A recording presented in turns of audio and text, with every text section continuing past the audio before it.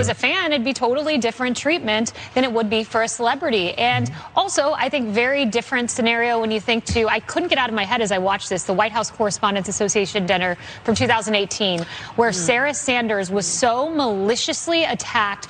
You had Samantha Wolf, or B, whatever the heck her name is, Michelle Wolf, going after Sarah Sanders for her appearance, and minutes long, excruciating detail. And I watched Sarah Sanders sit there, my predecessor, with such grace and poise and kindness, and just sit there and take it. Because if you're a Republican woman, you got to take it. If you're a celebrity, you engage in this behavior, and you'll have people come to your defense. Jamal Bowman, another congressman, came to the defense of Will Smith.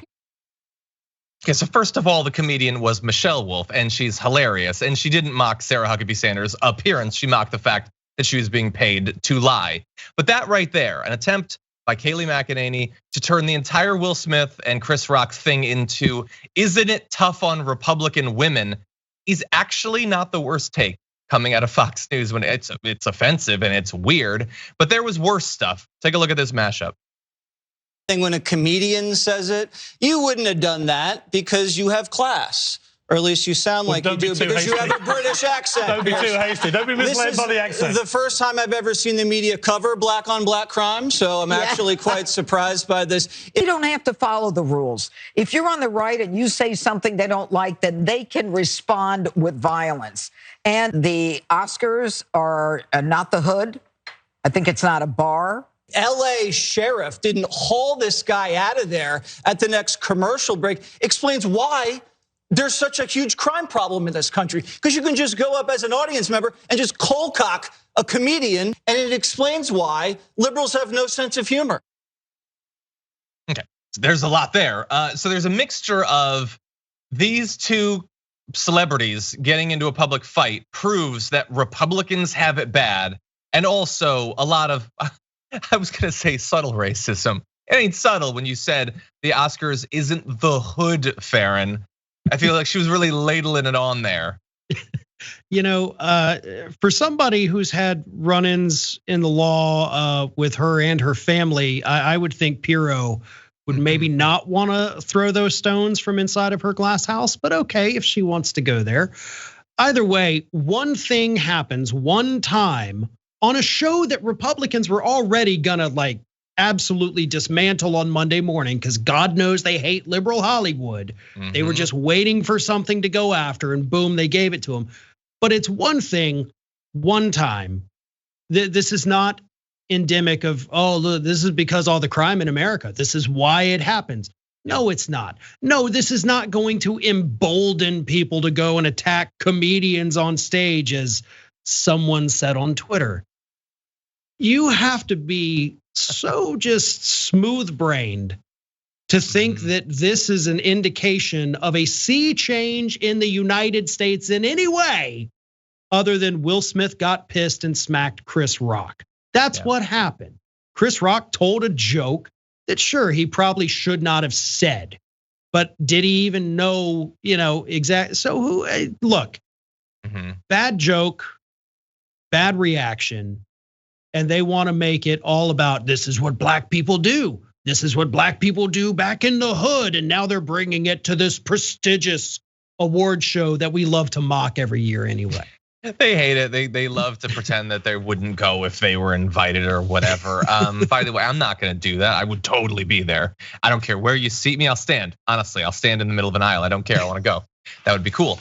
But anyway, yeah, 100%. And they are happy to use it as an opportunity to advance whatever BS narrative they have, even ones that work across purposes. So this is what all the right has to deal with. The right gets attacked. The left is so quick to use violence. Jeanine Pirro, would you care to talk about January 6th for like 5 seconds on your show? Would you like to show some of the footage? Because your side was so angry at cops from stopping them from trying to overthrow democracy that they tried to beat them to death with the American flag. Was that endemic of some sort of societal shift? Kind of felt like it at the time. Felt like we were crossing some sort of line, but you weren't interested in covering that. You were only interested when it's Chris Rock and it's Will Smith. And so the Jesse Waters comments about the black on black crime and all that, like, you know exactly where these people are coming from. But there's actually someone on the right who seems to disagree with them, because all of them, for a variety of reasons, were against what Will Smith did. he actually has a defender on the right. And do you know who it is? Marjorie Greene, who tweeted, "I never watched the Oscars, but I've seen the Will Smith Chris Rock clip a million times this morning. I have to say, I appreciate the alpha male response of a husband defending his wife. It was settled and then no more drama. Chris Rock handled it like a man with no whining." Well, that's true. First of all, the idea that it's settled and there's no more drama, there's lots of drama, okay? Let's be clear, there's drama. But she goes on to say, it was much better than a Twitter fight with people saying tough things on their keyboard behind their screens, which she would never do. They handled the issue and then they actually carried on. Which, look, you're entitled to your opinion. If you think that, like, when someone makes a joke, the appropriate response is to sock them, okay, that's a take that you can have. But I just think it's funny that she pretends that, like, there's other people that talk tough but don't actually bring it when it comes to violence, Farron. Well, I guess, which one is more alpha? The man who defended his wife and hit the other man, or the man who gets hit and just takes it in front of an audience of millions and barely even flinches? I don't know. I guess Marjorie Taylor Greene's gonna have to explain that for us a little further. What makes the real alpha? Like, who is super alpha at this point? No, it was a ridiculous display. And of course, Marjorie Taylor Greene would want to take it down to those most basic, like, this is alpha man protect woman. Yeah. Like, you're still stuck in this caveman mentality, because I really think that's about all she can comprehend at this point. Yeah, and an earlier phase of development. Yeah, it seriously plays well with their audience. They think, okay, well, Marjorie Taylor Greene understands how these roles are supposed to work. The woman is helpless. The man has to go out there and smack another man. It's pathetic. It's so pathetic. I agree. For more political news breakdowns, interviews, stories of activism, and me trying my hardest to care about the occasional big celebrity news story, subscribe to our YouTube channel at youtube.com/The Damage Report. And you can ring the bell wherever it is so you don't miss anything.